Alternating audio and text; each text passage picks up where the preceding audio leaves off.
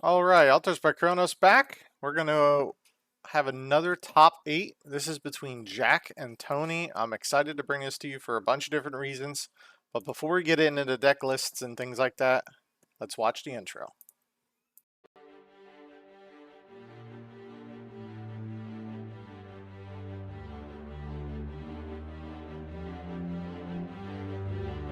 Greetings, old school magic players, and welcome to the 4 Horsemen. All right, so I'm starting off with the Poison deck, which I absolutely love. I hope he sticks with the Poison theme. I'm curious to see exactly how it worked out for him. I know the Serpent Generators could be extremely nasty. So I'm curious to see what worked, what didn't work, and how he's going to modify it. But I hope he keeps with this theme because I think it's amazing. I think they absolutely can work, and I think it work out pretty well too. I just think I don't know. I really want to sit down and chit chat with him about this deck one day because I really feel like the generators, depending on how the deck's built, you might be able to do all the poison damage and kill somebody with poison, but the generators might be your main source of getting a poison through. I'm not really exactly sure. I gotta talk to him and see how it went so far. But he made it to top 8, so something's working out for him. But I'm really excited about this deck. If you look at it, you got all your normal poison creatures. You also have a lot of things that go along with it, especially the wolf. Given +1/+1 is huge. Dervishes are awesome because they're COP black. Abyss doesn't touch it. There's a lot of things. Imprisons are good. Ashes to Ashes are huge. Especially in this deck, he has a lot of life possibilities. If you look at his Dark Heart main, and he's got a lot of forests. I mean, he's got the bayous plus the forests. That is a lot of power. And I think that is awesome. He does have a Crossroads, and there also, which I think is huge, that'll help with a lot of the abyss issues and things like that. But otherwise, you have your typical artifact removal type creatures, your crumbles.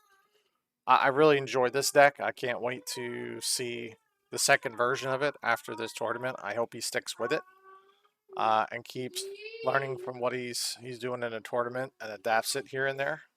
But I'm kind of excited for that. I want to see how it rolls out. So now we're going to skip to that was Jack's deck. Now we're going to skip to Tony's deck. Um, This deck I played the first time I played it. I got my butt kicked because of the 3 main deck Presence of the Masters came out. Like, I think it was turn 3, a couple times in a row. He had one out, and I didn't happen to have the 1 mana drain in my deck. Um, you can boomerang it and do different things like that. The second time we played, it was a lot better of games. But I really enjoy this deck because if you look at it and you pay attention to the top row, he's stealing creatures, he's stealing artifacts, and he's sacking artifacts for draw. And you'll notice he's sacking creatures for life. So not only is he it doesn't look like there's a lot going on, but for someone who built their commander deck, old school from Ice Age and back, I use a lot of these cards. And there's a reason for them. And I win a lot of games, not competitive EDH, but regular EDH, because of the combination of things like what he's doing. And it's definitely something to talk about because if you think about it, he can take a creature on your end step, sack it for life. He can take a creature on your end step and end up killing it with your own creature. He can also take your artifacts at your end step and sack them for drawing. So if you think you're okay with a Fellware Stone, you're not. He can take the Fellware Stones, sack them, and now you're losing your mana, you're losing your production. It causes a whole cascade of problems. He also has plenty of artifacts up there. that he can give +1/+1 counters to. So his little guys, trust me, they don't stay little. Rabinia is awesome. She is a massive, sweet card. And if you pay attention, there's some cards here you guys can look up. But on the very bottom, you're going to notice 3 specific blue cards. And you can't go off the text on it. But if you actually look up, there's 2 different cards. And if you know what they are, put them in the comments. But that's one of them. There is another card. And they've been totally rewritten along with the rules for commanders. So when you actually read them, they're very, very good. They're a lot stronger than you think they are if you check out the new Oracle text on them. Obviously, he has the 4 artifact removal for white, your Divine Offerings, your Flash Floods, Desert Twisters, remove permanents. If you notice, he's main decking 3, or he's main decking an Avoid Fate as one of his cards. But basically, everything he has is basically to steal everything, control everything, and he can also sack your creatures, not for life, but for mana gain for himself. If you look, there's I believe it's City of Shadows in the middle there. But you can sack creatures, and now that will be able to go for mana. And he also has Knowledge Vaults. So I think this is a very well-rounded deck, and we're going to see exactly what happens here. So let's get down to the game. Alright, so I usually don't start here, but once in a while I do. And I want to show you guys why we do the 6 piles, and this is exactly why. We do 6 piles because we roll. So Jack rolled, and you can see which pile it is. He turned sideways. Tony rolls, Jack picks it up. It's just a way of making sure that it is almost impossible for someone to stack a deck. It is very easy for someone to stack 3 piles and cut. If you have no idea what I'm talking about, then you haven't really messed with gambling before, because I will tell you straight out, you can take a stack, set 30 cards aside in the order you want them to, in 3 different sections, and you can definitely cut within those 10 card ranges every single time. So you'll have a general idea what your hand's going to look like every single time. And a lot of people do it online, and I catch a lot of people. And I'm not a huge fan of it. Let me just adjust this video here slightly. I do not do it. I know of it. But like I said, I am not a fan. But doing 6 piles to start off, I find to be the fairest way to do it. After that, you can do 3 because everything is shuffled up.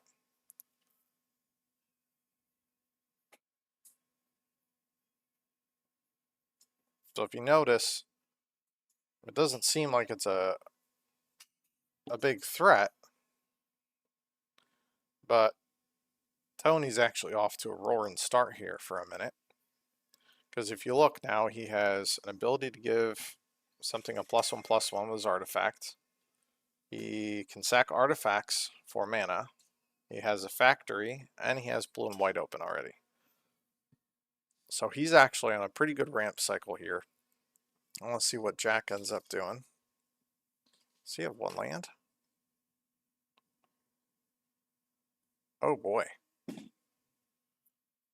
Well, that's not good.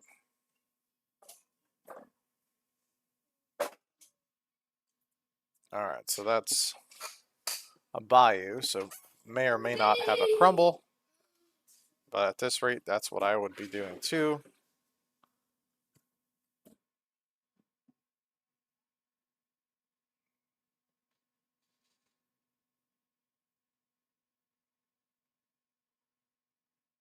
Alright, there's the Penelhaven into a Dervish.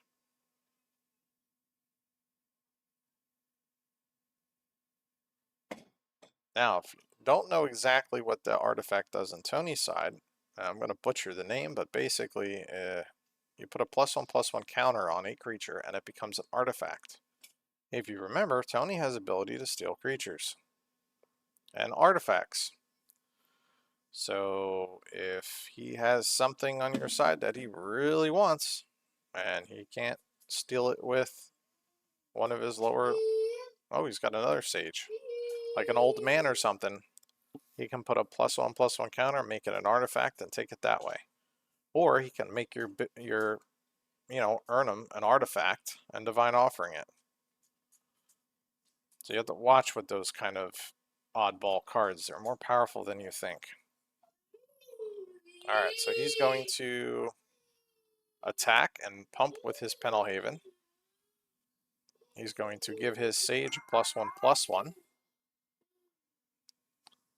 Basically making it bounce.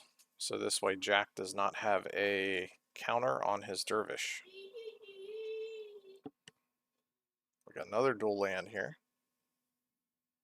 And yes, if you're not too familiar, 4 Horsemen is absolutely proxy friendly. Some of these guys do some pretty cool stuff, like you'll notice his lands are different on Tony's side there. And Jack's, I believe his is a little different too, but the Bayou. But you'll notice that they are pretty sweet, and they are other art on purpose to make them separate, so people don't think they're real.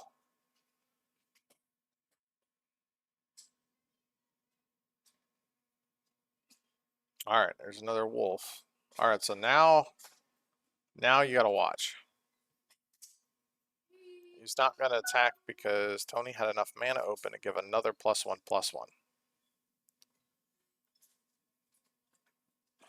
But now Tony's gotta watch too, because that Dervish can get the Penalhaven and then the wolf. So that thing's gonna get, I think, can get pretty big pretty fast.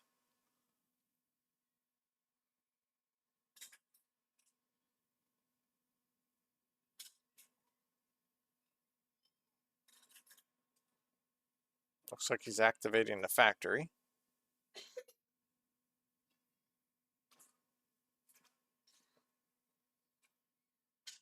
And swinging with both.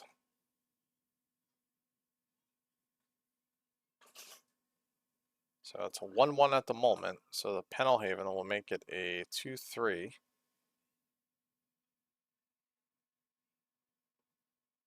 He's gonna pump it to a 3/3.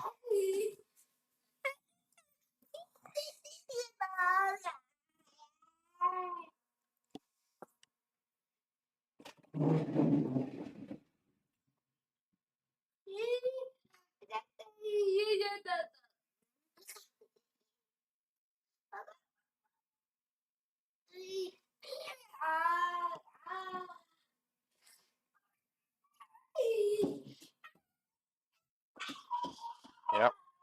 That's what I mean about the little artifacts. Most people forget about them, but they make a big difference.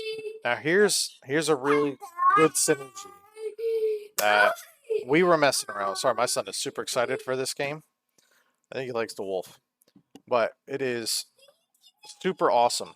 But if you keep the artifact tapped, your factory keeps that +1/+1, even when it's a land.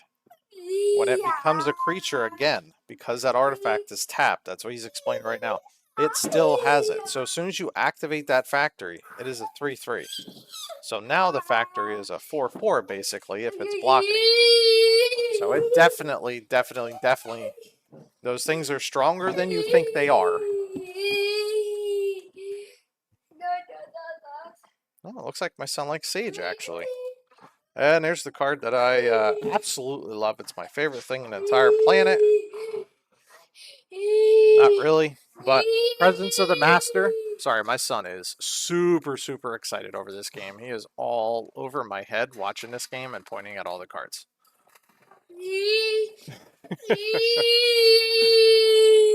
Alright, so we have a big bad Urnham. We have the wolf out.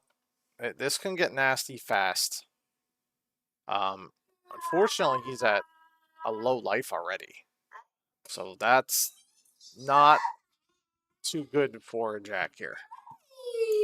But one of the things I've been thinking about with Jack's deck. Alright, now here's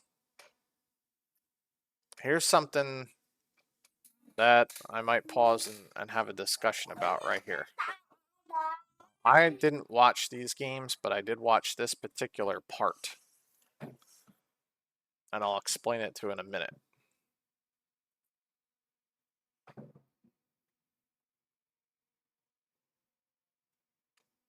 So he's going to double block.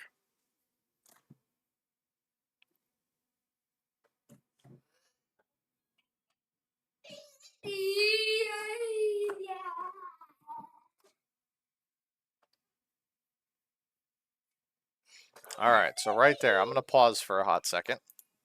All right, so we all know Magic the Gathering, and we've been playing for a long time.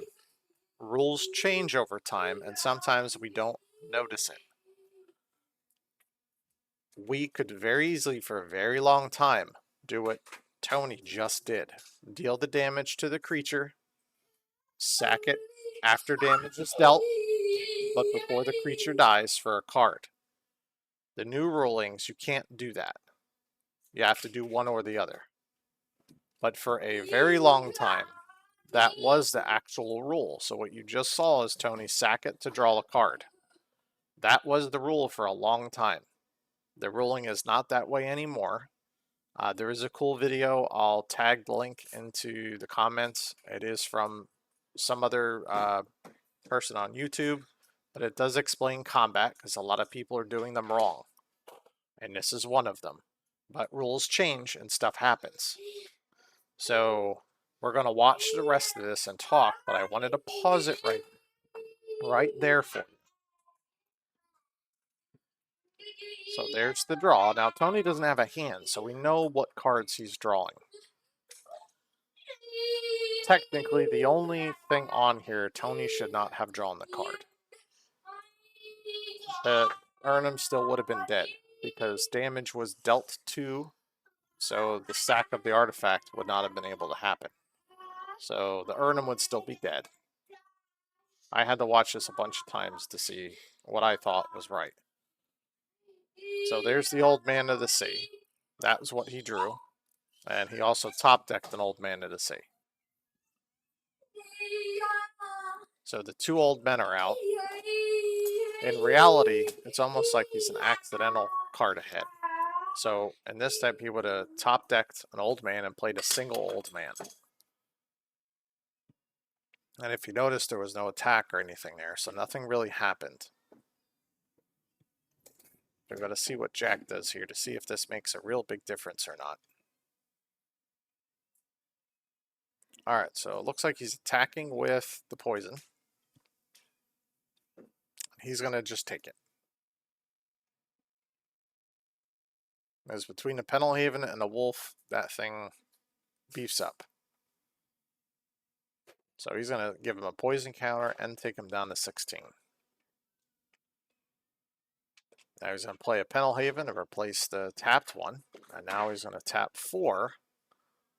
And we have another poison in play. Now remember, it doesn't matter how much life you have.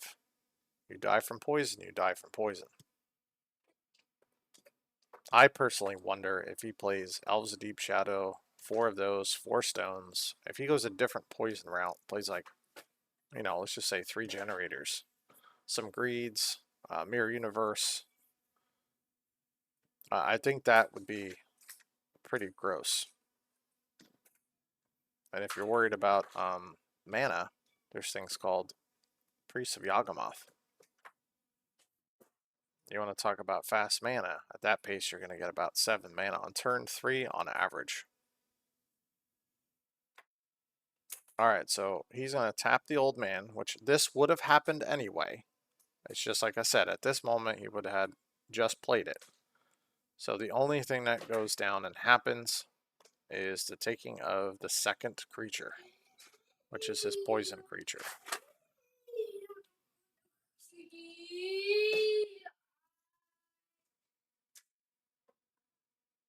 So there's a swing.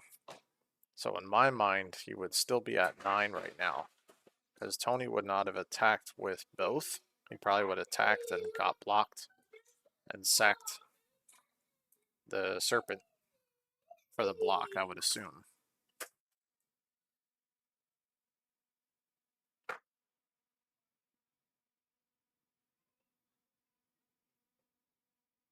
There's an attack in for another poison counter.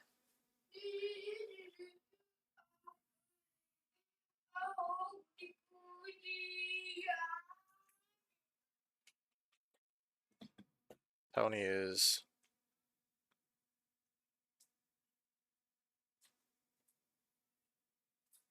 using his... Yep, he's putting it right on that old man right there.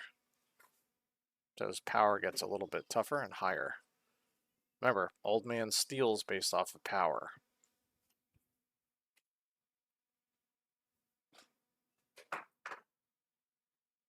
So if you noticed that, I'm sorry, the +1/+1's not on the old man. It's on the creature he took with the old man.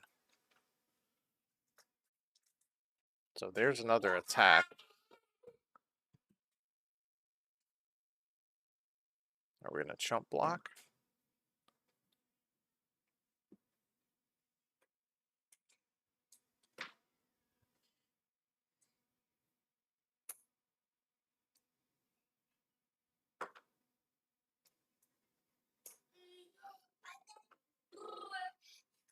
Looks like he's blocking and taking it. There's the artifact stealer.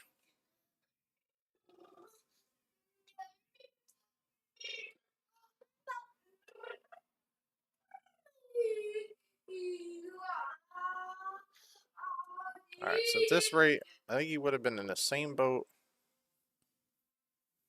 except he would have been at 5 right now. No, 3, 6. Yeah, I think he would have been at 5. There's an Urnum. Now, when you're at 3 life, I think that's... I don't think there's a way around this at that point. Tony has way too many ways to chump block. He's taking the +1/+1 counter off.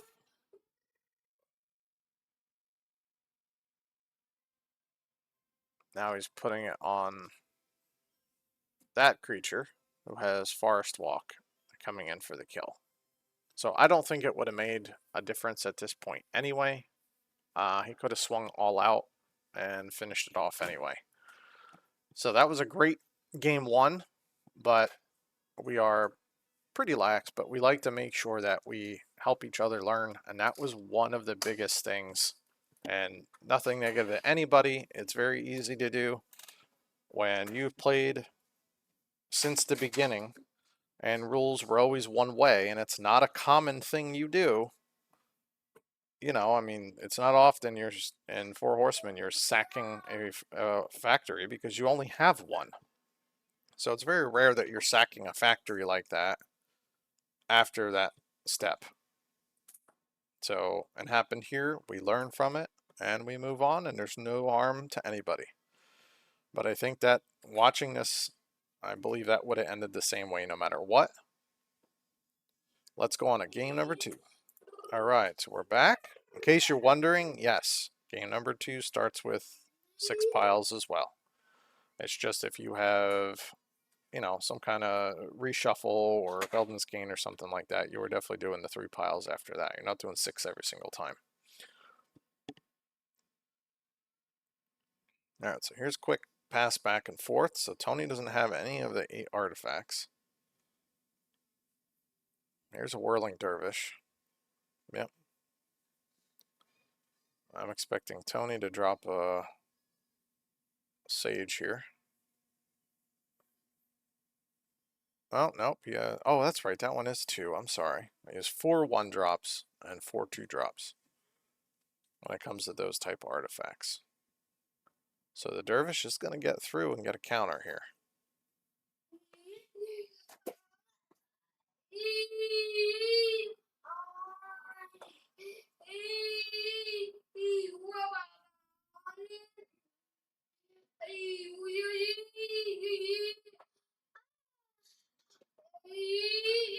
But yeah, I'd like to see different versions of poison decks. I thought about converting my deck into a poison deck, but using only serpent generators.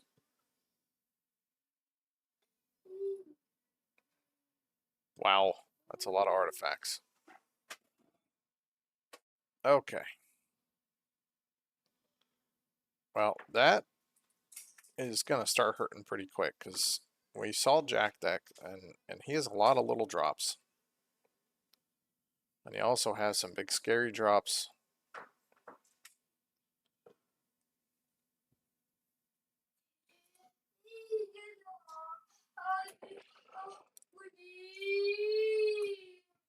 Alright, that's an old man of the sea there.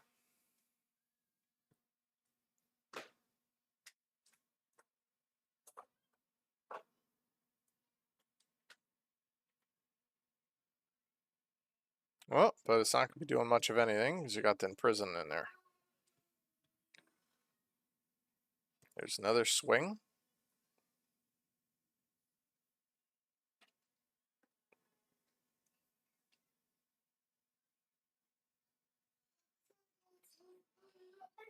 Oh, looks like we got another old man of the sea.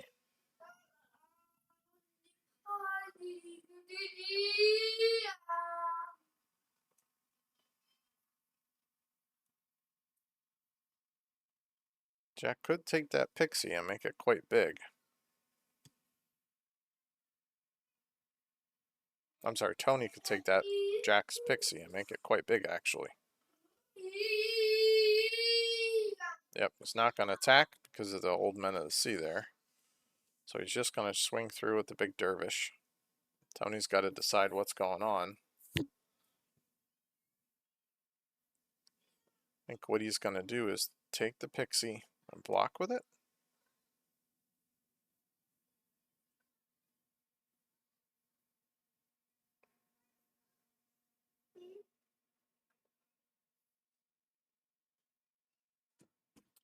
I gotta read the imprison, but I'm not sure it can do that. I think all he has to do is pay the 1. There we go. Yep. I think Tony's just reading the fine print on it. Because like I said, in this format, you see a lot of cards that you normally don't see that often.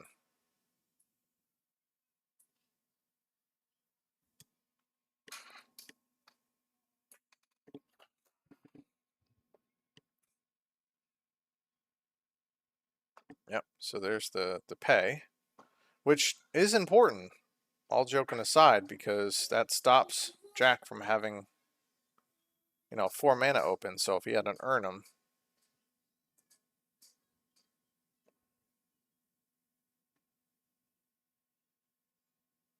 he wouldn't be able to play it. I don't know if it's going to matter at this point, because that dervish is massive. It's got 4 counters on it already.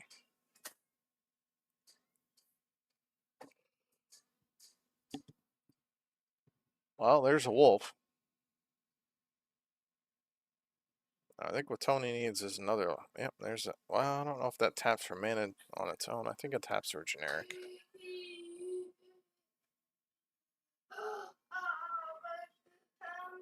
But I would give a +1/+1 to. Oh, Sage. Okay. I would. Oh, he's taking a wolf. Okay.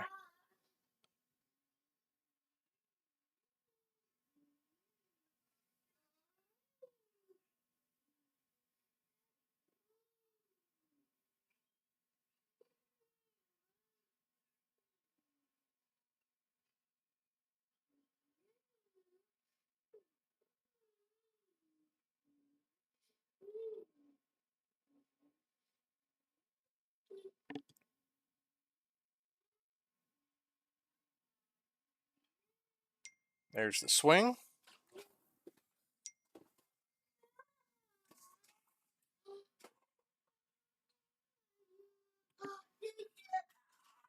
Yep, gonna have to start blocking here.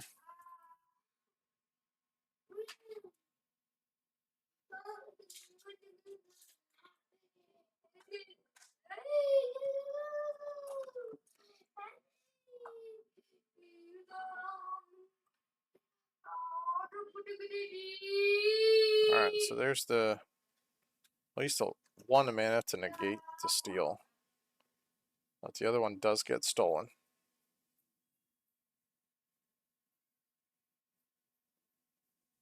He's going to sack it right to get some mana. And block. Okay. Yeah, gotta start chump blocking here. Now, the only other thing he could do is if he pulls a mana and one of his 1/1 artifact pluses, he could technically give enough bonuses to his old man to try and steal that dervish. That would be my goal. Like, I probably would have used mana to give my old man as many pluses as possible in case I top decked one of those artifacts. I mean, he has 4 of them in his deck. Oh, that one right there. Yeah, so if he was using mana to give the old man pluses, right now he could have sacked it and it would have been high enough to take the dervish. Because that would have made it a 5, I believe. That's 3 pluses.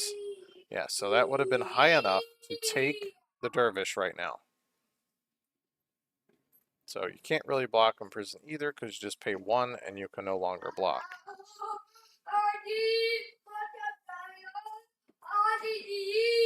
So, not really sure how he's going to get around this one, but yeah, if the 2 pluses, if the 2 weaponries were already tapped and stayed tapped on the old man, even though it wasn't high enough, when you top deck that artifact, the Transmonger or whatever it's pronounced, that would have been a sack and that would have been good. See, now he's a little higher. Now he needs 1 more. Alright, so there's a +1/+1. This is what I was talking about earlier. He's going to sack it for another plus. Now he needs to top deck another one of those +1/+1s. If he does that, then he can take the dervish like we were talking about last turn.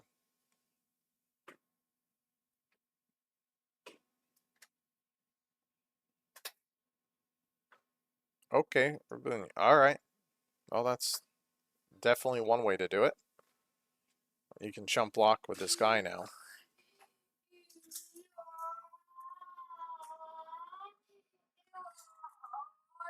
Gonna have to jump block it.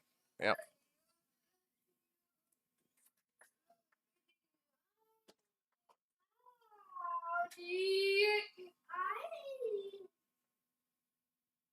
Alright, there's a pixie. At the moment, that shouldn't matter. But the key is to use as much possible, as fast as possible. So let's see what he pulls out. Alright, so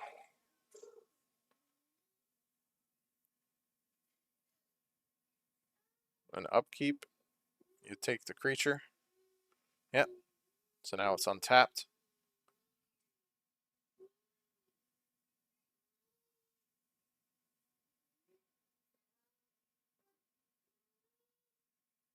Now he can technically declare blocker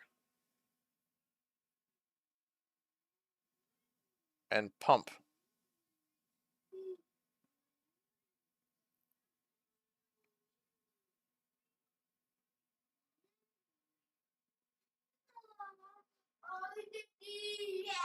Can't use the artifact because it would turn his creature into an artifact.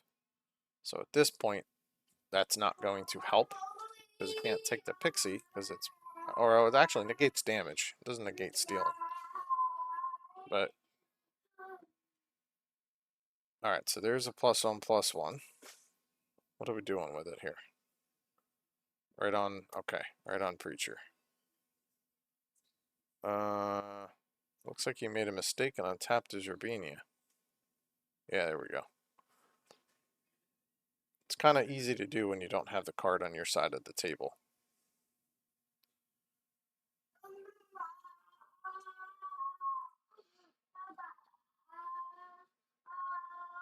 I would have probably put the plus on the Dervish.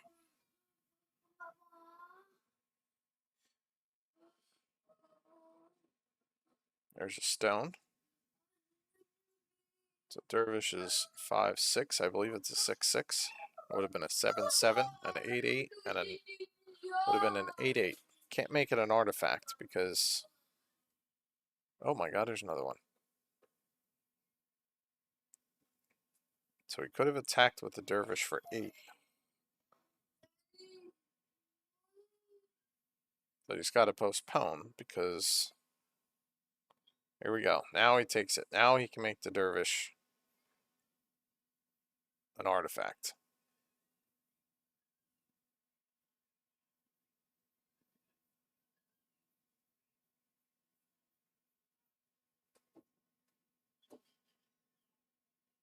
Oh, looks like he's sacking it right to the... Yep, that's what I would do, because it would clear the path. So now you're going to take another creature. It's going to give you that one. And now you use all your mana to pump. So it's 6, 7, 8, 9. So if he used his mana for his artifacts and the transmonger, it would have been a hit for 9.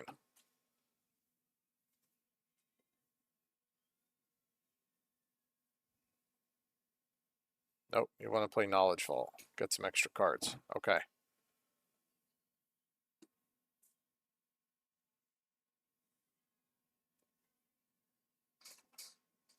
Alright, so Dervish is now a 7/7.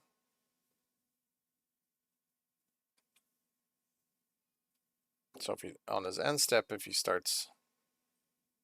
Let's see what he's doing here. Yep, gonna sack it to that, so now it adds 4 mana. Let's see, I would have pumped the Dervish with that mana on end step. I don't think it matters that much. Oh my gosh.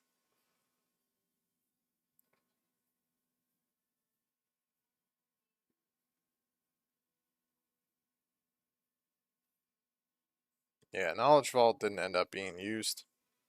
There's an Urnum, which is not going to make a difference here. It's just going to steal it.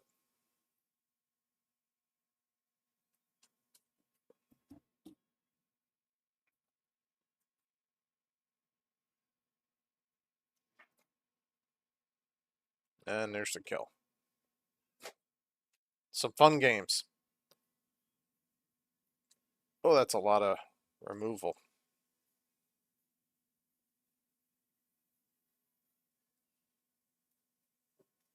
Alright, I hope you guys enjoyed those games. We're going to get on to more of the finals matches here. I have another top 4 and then the finals coming up. So I'm kind of excited about the rest of these games. I hope you guys have a wonderful day.